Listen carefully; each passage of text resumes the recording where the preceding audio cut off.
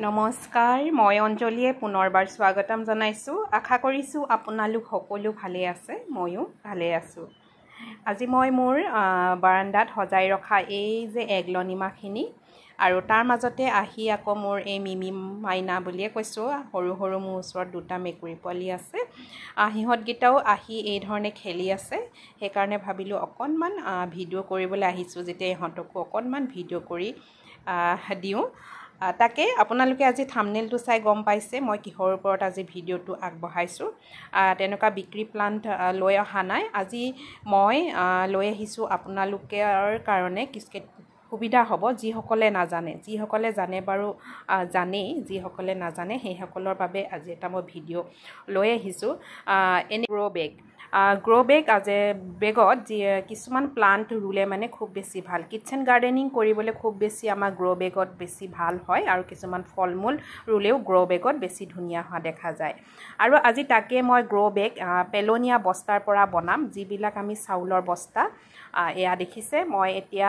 লৈ লৈছো এই ধৰণে চাউলৰ বস্তা আৰু চাউলৰ বস্তা ললেহে ভাল দে সিমেন্টৰ বস্তা বা তেনেকুৱা বস্তা নলব চাউলৰ আমি এনেকুৱা যেতিয়া চাউলবিলাক খাও এই ধৰণে পেকেটিং আহে এনেকুৱা 10 কেজি আৰু 5 কেজি আৰু 25 কেজি 50 কেজি কিমান মানে ওজনৰ হয় হেনেকুৱা ডাঙৰ ডাঙৰ পেকেট আহা সৰু ডাঙৰ আহা অনা হয় আৰু এইবিলাক আমাৰ ইনি জাবৰ হিচাপে এটা কোণত পৰি থাকে আৰু এইবিলাককে আমি এতিয়া গ্ৰো বেগ বনাব পাৰো এনেও ডাইৰেক্ট আপোনালোকে ধৰক মাটি ভৰাই বা কিবা কম্পোষ্ট ভৰাই পেলে আপোনালোকে কিবা ৰুব পাৰে কিন্তু কি হয় মানে ইয়াৰ বেলেন্সটো ঠিক হৈ নাথাকে বাগৰি যায় বা পৰি যায় এনেকুৱা ধৰণৰ হয় আৰু আজি তাকে মই এটা সুন্দৰ শেপত গ্ৰো বেগ বনাম তাকে অকনমান দেখাম বহুতে হুদি আছিলে আপুনি এবিলাক কবা পা কিনা নেকি যেতিয়া মই ৰুই থওঁ তেতিয়া কয় এনেকা বস্তাবিলাক ইমান ধুনীয়া শেপত হৈ গল যে কেনেকে কি কৰে তাকে এতিয়া বনাম এনেকুৱা বস্তা মই দুটা লৈ ললো এটা সৰু এটা ডাঙৰ আৰু লাগিব এটা প্লাস মোৰ হাতত দেখিছে এটা প্লাস আৰু অকনমান তাৰ আৰু প্লাসৰ এটা দৰকাৰ হ'ব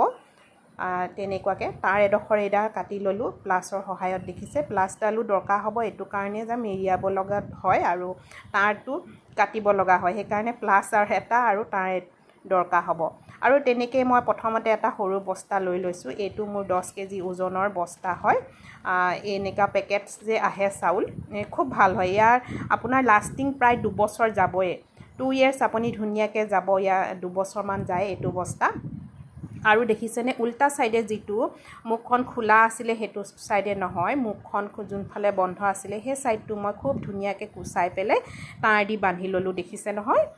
এয়া তাঁৰ দি বান্ধি ললো আৰু খুব ধুনিয়াকে প্লাসে পকাই দিলো টাইটকে তাৰ পাছতে মই এটো লুটিয়াই দিম সো এনেকে বান্ধি ললো বান্ধি পেলে এই ধৰণে মই লুটিয়াই দিলো লুটিওৱাৰ পিছতে এটা খুব ধুনিয়া সুন্দৰ শেপত ৰাউন্ড শেপত এটা বেগ তৈয়াৰ হৈ যায় খুব কম সময় ভিতৰতে হয় আৰু এই ভিডিওটো মই বহু দিনতে কৰিব লগিয়া আৰু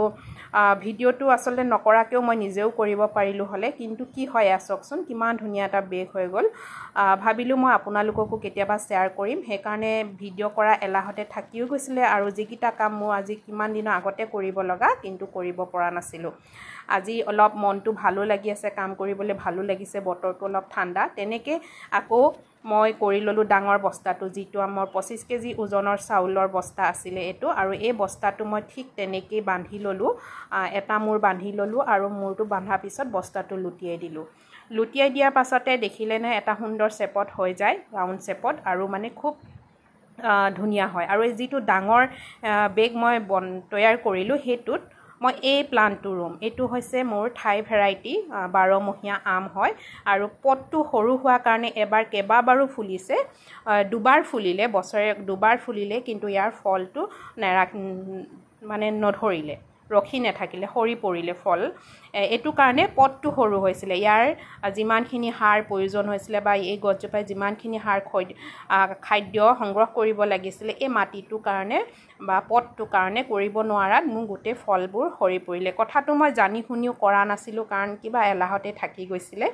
যোৱা বছৰ ধৰিছিলে আমি 2-3টা মান আম তেনে সৰু গছজোপা আৰু এটা সৰু পটত একদম সৰু পটত আছে তাতে খাব পাইছিলো কিন্তু এই বছৰ নহল আৰু আনটো এটো হৈছে অমৰা গ্ৰাফটিং অমৰা মই আগত এটা ভিডিঅ' দেখাইছিলোঁ মই অমৰা পুলি এই ধৰণে বিক্ৰী কৰিছিলোঁ আৰু অমৰা পুলি এটা মই মোৰ নিজৰ কাৰণে ৰাখিছিলোঁ আৰু সেইটো প্ৰথমতে গছৰ পুলিটো সৰু গতিকে বেছি ডাঙৰ এটা মই বেগত দিয়া নাই এই বেগটো সৰু বেগটোত এই সৰু অমৰা পুলিটোৱে মই ইয়াত লগাম এই ধৰণে ৰেডি কৰি ললোঁ আৰু মই আপোনালোকক এতিয়া দেখাই আছোঁ ৰোৱা পিছত খুব ধুনীয়া এটা সুন্দৰ শেপ হয় আৰু এনেকুৱাকৈ আপোনালোকে পেলনীয়া বস্তা চাউলৰ বস্তাত যদি আপোনালোকে জলকীয়া পুলি বেঙেনা পুলি বিলাহী পুলি আপোনালোকে যিকোনো কিটচেন গাৰ্ডেনিঙৰ যিকোনো পুলি আপোনালোকে ৰুব পাৰে আৰু মই আজি 2 বছৰ আগতে ৰুই ৰাখিছিলোঁ এজোপা সজিনা 12মহীয়া সজিনা আৰু এনেকুৱা সৰু এটা বেগতে খুব ধুনীয়া হৈছে খুব ধুনীয়াকৈ লাগিছেও আৰু সজিনা পাতো খাব পৰা যায় পাতো খাব পাৰি তেনেকুৱাকৈ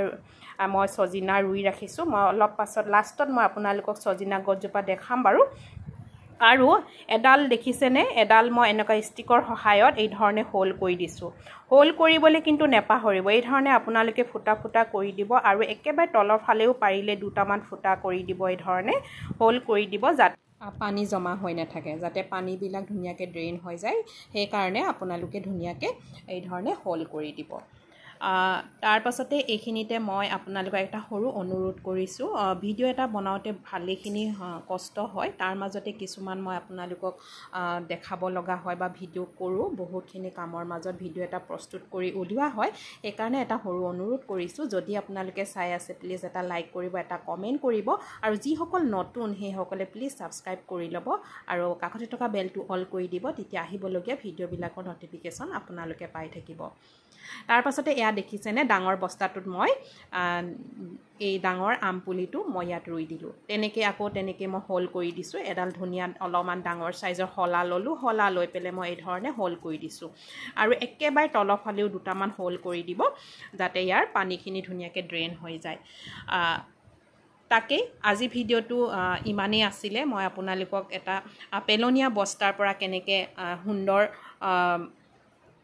গ্ৰ' বেগ বনাব পাৰি দেখাত খুব বেছি ধুনীয়া লাগে খুব ধুনীয়া এটা ৰাউণ্ড শেপৰ হৈ যায় এয়া মই দেখাইছোৱেই তেনেকৈ আপোনালোকে পেলনীয়া বস্তা যদি আপোনালোকৰ ক'ৰবাত যাবৰ নিচিনাকৈ এচুকত পৰি আছে তেনেহ'লে আপোনালোকে এনেকুৱা বস্তাবিলাক ধুনীয়াকৈ এটা গ্ৰ' বেগ বনাব পাৰে আৰু ইয়াত আপোনালোকে বেঙেনা বিলাহী ধনিয়া আপোনালোকে যি ৰুৱে এতিয়া ধৰক আপোনালোকে ঠাণ্ডা ছিজনত বহুতে নিজে অকণমান খেতি কৰিব বিচাৰে শাক পাচলি কিটচেন গাৰ্ডেনিং কৰিব বিচাৰে খুব ধুনীয়াকৈ এই ধৰণে গ্ৰ' বেগ তৈয়াৰ কৰি আপোনালোকে কৰিব পাৰে আৰু খুব ধুনীয়া হয় বিশেষকৈ আপোনালোকে ফল মূল যদি এনেকুৱা বস্তাত ৰুৱে ইজিছে আপোনালোকেও 2 years মান যাব আৰু 2 yearsৰ পিছত এনেও পটত থকা মাটিবিলাক চেঞ্জ কৰিব লগা হয় সেইকাৰণে আপোনালোকে নিশ্চিন্ত মনে এই ধৰণে 2 বছৰ যাব পৰাকৈ আপোনালোকে আম কঁঠাল ৰুব পাৰিব দেখিছেনে তেনেকৈ মই কঁঠালো ৰুইছিলোঁ কিন্তু এতিয়া কঁঠাল গছজোপা বহুত বেছিয়ে ডাঙৰ হৈ গ'ল মই আপোনালোকক দেখাবলৈ নোৱাৰিম আপোনালোকে তেনেকৈ গ্ৰাফটিঙৰ কঁঠালো যদি লগায় খুব ধুনীয়াকৈ ফল পাব তাকে আৰু মই লাষ্টত যে দেখাম কৈছিলোঁ আপোনালোকক এইজোপা সজিনা 12মহীয়া সজিনা যদি আপোনালোকে পুলি লাগে তেনেহ'লে ল'ব পাৰিব এই চাওকচোন কিমান ধুনীয়া হৈ আছে এইজোপা এটা মই য'ত দেখি নাথাকোঁ তেনেকুৱা জেগাত আছিলে কাৰণে শেপটো অকণমান বেকা হৈ গ'ল মানে হাউলি গৈছিলে এতিয়া এইটো ধৰণে বেকা শেপতে হৈছে আৰু চাওক এয়া ফুল আহিছে সজিনাজোপা খুব ধুনীয়াকৈ ফুল আহিছে আৰু খুব ধুনীয়া হৈ পৰিছে আৰু এটা খুব মানে সৰু বেগ মই দেখিছেনে এনেকুৱা 25 কেজি বেগ এটাতে মই 25 কেজি নহয় এইটো 10 কেজি মানৰ হ'ব 10 কেজি বেগ এটাতে ৰুই ৰাখিছিলোঁ এই 2 বছৰ 1.5 বছৰমান হৈছে এজোপা ৰোৱা আৰু এতিয়া মই এজোপা ধুনীয়াকৈ